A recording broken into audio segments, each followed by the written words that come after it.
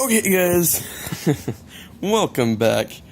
This is going to be my 30-day reaction. About 30 days ago, about a month ago, I got my Xiaomi Mi A1. Now, I'm just going to talk about the cons first, get those out of the way. First, the first drop that I actually had this phone go through, the screen didn't crack. Okay, the screen didn't crack until like the third or fourth. But what did happen is the paint and pieces of the metal chipped off. And then this phone bends really easily. Xiaomi isn't known for their products not bending. And this phone bent in such a weird way, but it's currently still bent. Right now, I took it to the shop. I got the screen replaced today, actually, because the screen is brittle as hell.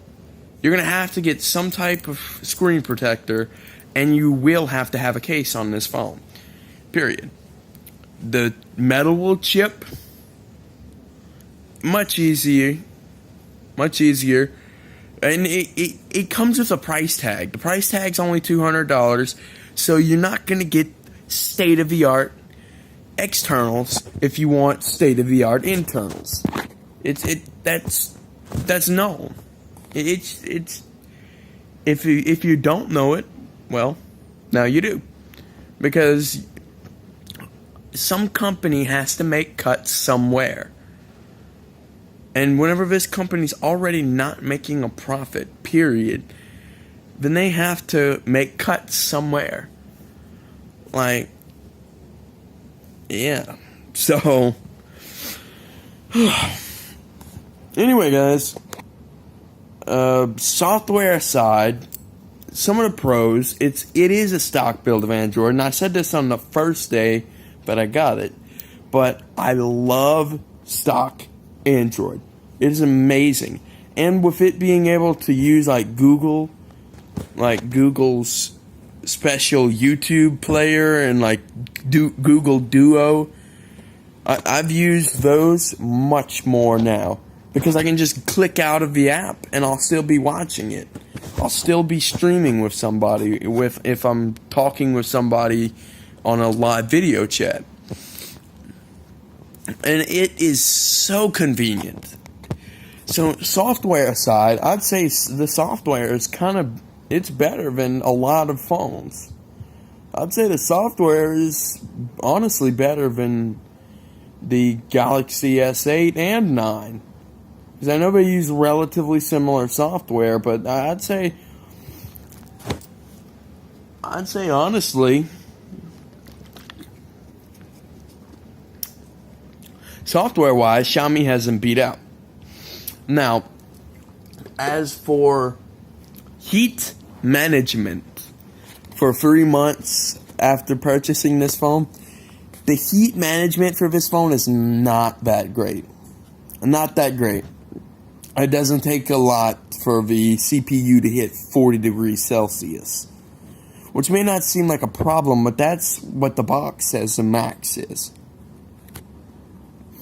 Now, I installed a CPU temperature reader, and I found out that just installing a specialty screen recording thing that runs in the background, like Do Recorder, it will cause this phone to shut down sometimes and reboot itself because the phone thinks it's too hot. Even though I can't really feel the phone whatsoever. And again, little bugs that you'll get with a $200 smartphone. You gotta look at the price tag of Apple's flagship 4. No, I don't know why I said 4. What the fuck? No, you gotta look at Apple's flagship iPhone 10 and its price tag. For the 64GB model, it's nearly $1,100. With the with the one that's not the base model, with a little bit more in its spec sheet. Not its spec sheet, like, I guess you would call it a spec sheet, but in its storage capacity, that is a nearly $1,300 phone. Why? Firstly, why would you ever spend that on a smartphone? Secondly, why on outdated parts? Literally, it has a smaller battery than the phone that I use. And its battery has the same heat management problem too. The components are rigged that they shut down at a higher temperature, but that's not really good. It's a horrible thing. It means that whenever you put it in a hot area, it won't shut it down until later. And even then, it doesn't shut it down or reboot it. If you take a flame to that bitch, it'll turn itself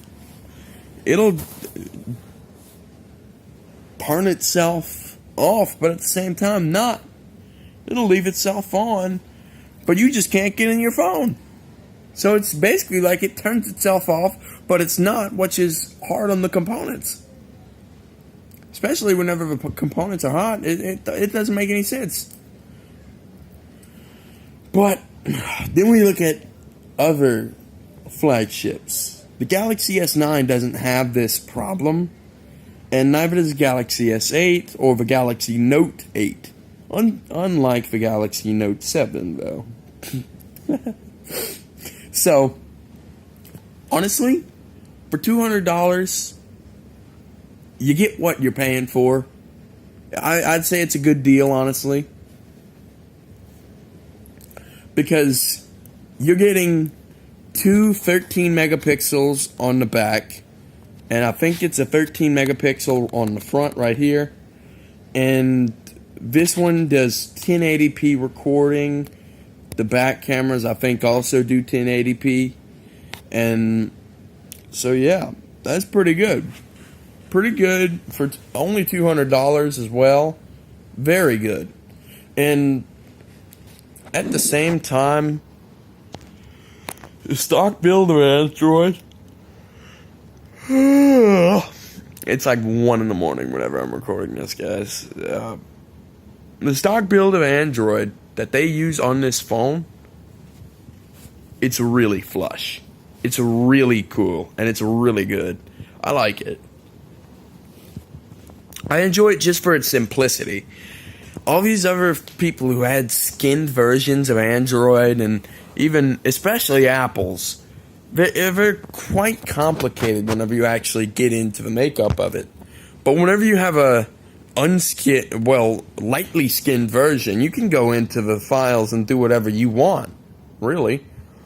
Now, of course, you would have to possibly root your device to do that, but you could probably find a way to do it in developer mode, too. Anyway, overall impressions. Good phone. Even better price for this device. It has more RAM than the iPhone X, a bigger battery than the iPhone X, and it's about 5 times less than the iPhone X. And then it's on par with the Samsung Galaxy, except for the fact that this screen, obviously, it'll suffer somewhere. The screen is only a oh wow, that is horrible light sensing. Anyway, that might be just because I had the camera like the new screen too sort of messes with it. So anyway, I'd say it's on par for the price with the Galaxy S9. If the Galaxy S9 only cost $200, it would probably be something like this. Maybe a little worse, honestly. But hopefully you all did enjoy. If you did, slap that like button, comment, subscribe, all that good stuff, because that's what keeps me going. That's what keeps these videos coming out. especially during the summer, whenever every single day I put out a video, or at least I try to. And so yeah, see you all in the next video. Bye.